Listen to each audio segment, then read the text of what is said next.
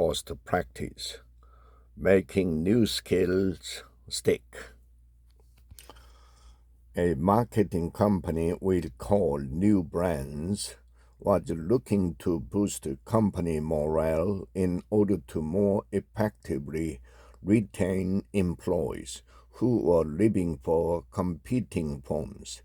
In exit interviews, employees consistently cited an unsupportive work environment as a main cause for their departure.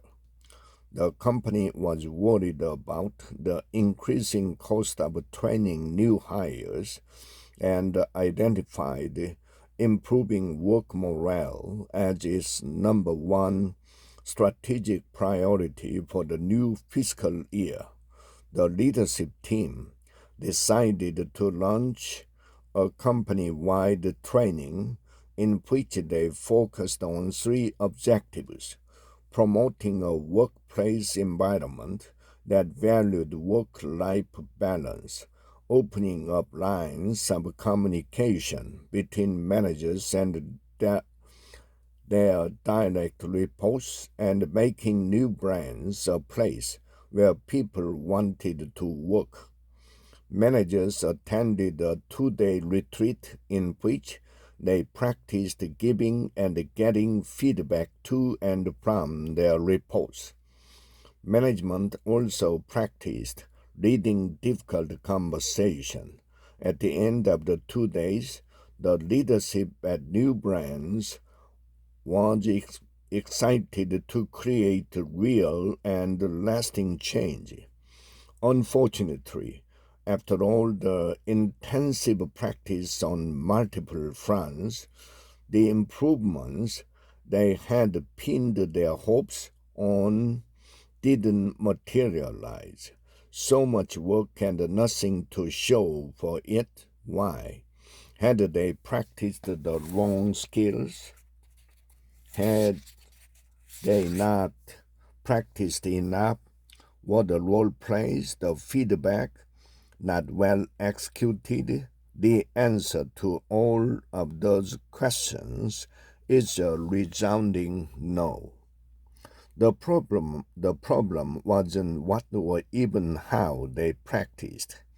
The problem was what happened after the practice. The managers went back to their old ways. They had learned new skills through practice, but were not held accountable for the implementation of key skills they had practiced. During the retreat, managers were observed during role plays practicing ways to communicate better with their direct reports. They received and acted on feedback, and that was the end of it. When it came time to take these skills into their real world of work, no one was there to observe them.